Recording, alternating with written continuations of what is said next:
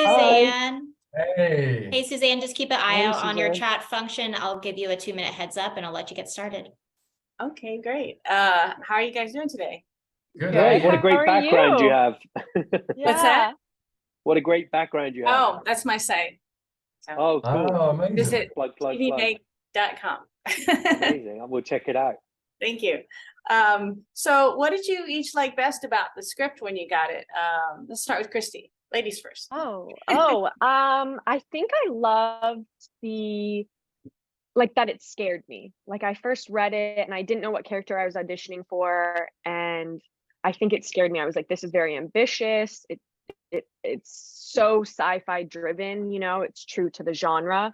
I had never done anything like that. So I think that really kind of like excited me, but also freaked me out. I was like, oh my gosh, could I do this? I don't know. And then, like Richard has said and Reece have said in the past, it just checked all the boxes. You get to go to space and be an astronaut. That sounds amazing. What's not to like about that? Right. Richard? Yeah, I mean, it was one of those where sometimes a script can fall in your lap and maybe the story's been told or the place or the thing, it's all a bit turgid. And then actually with this one, you're, as Christie was touching on, you're in space, you're playing astronauts, you've got things going on the whole time. It's cool. You're in this amazing set with these sliding doors and you're on the bridge in the control room, you're flying shuttles. I mean, it was like my younger preteen dreams all coming true at one time. So, and I was getting to live it in a spacesuit. So it was pretty amazing. Reece? Yeah. I mean, reading the first script, it's instantly it's action, everything's going wrong. It's like giving you palpitations reading it. Do you know what I mean? It's just such an energetic piece. And to be in space. I mean, a friend of mine a while back did The Martian, and I remember ever since, whenever I saw him, I was like, I want to go to space. I want to be an astronaut, And he was like showing me behind the scenes stuff, how they did it all. I was like, I want to do that. So it's just so much fun to put a space helmet on and just, look at. And I think if you do this for a while, you start to look at green screen and you actually start to see whatever it is that they're, going to put on it. So, so whenever we were in the bridge, you would look out of that vast panoramic window onto this big, lit green screen and just imagine stars.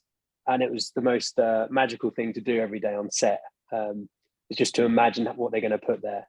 So it just had an extra dose of cool that a lot of other jobs don't necessarily have. So it was also very surreal as well, because we'd all be hanging out, and obviously the initial day, it's like, we're in spacesuits, this is crazy, it's all this space stuff. But then cut to 3 months in, and we're all just like having a coffee around the machine, and we're like, you're all right, like the office chat. You've got a full MIT spacesuit on, it just becomes day wear at that point. So saying words like NEPs and EVA like so casually.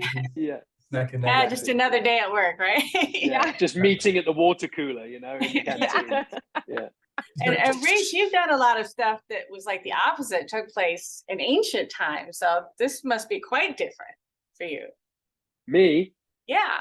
Oh yeah. I guess. I mean, that I tend. Yeah, I guess so. It's funny, I've done a lot of stuff that's been prehistoric, or I guess like has put me in Morocco in the sand dunes, or in in Africa or whatever. And so it is very different for me to be on and the way it was lit was quite it was lit in a very futuristic kind of more sterile way, which it has to be in a spaceship, right?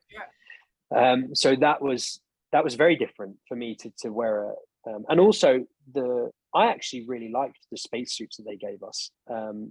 I know.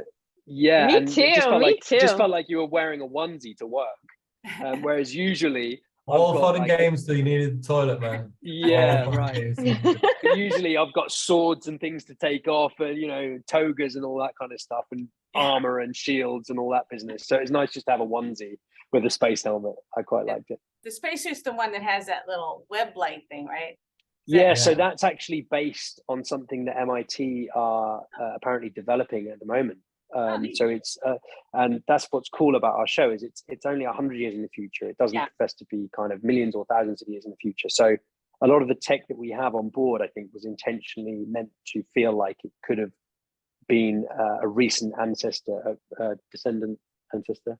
Yeah, And it to is, what we have. and it is to what we actually have like some of today. it is in development. Like Jonathan Yeah. Glasner and the writing team, like a lot of it is like hypothesis in development. And I know Jonathan texted me the other day an article of something, which I can't talk about, but he was like, "It's happening!" Like we were like, "Oh, we've predicted this," you know, which is Cool. I think really cool about what's cool about the show. That's cool. Yeah, actually I just like the design. It reminded me a little bit of Spider-Man, the webby things. Yeah.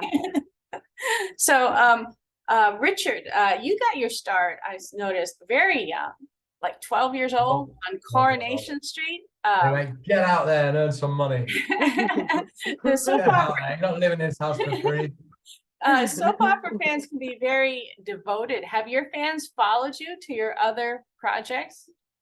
Well, do you know what's funny? Because obviously Coronation Street's such a huge show, right?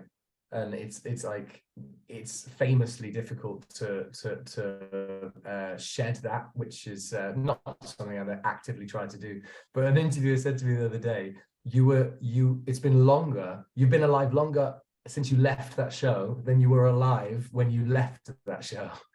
So in other words, I was 16 when I left that show, right? And I'm 33. So I've been out that show longer than I'd been alive when I left it. And still, it's like a huge part. So as you say, that kind of fan base, that start is that it's diehard. It's part of English culture, you know. So well, very, I have very to stick my beak in here as well. I mean, Richard's just an insanely talented man, an incredible singer, actor. You know, he's just the strings to his bow are quite frankly sickening.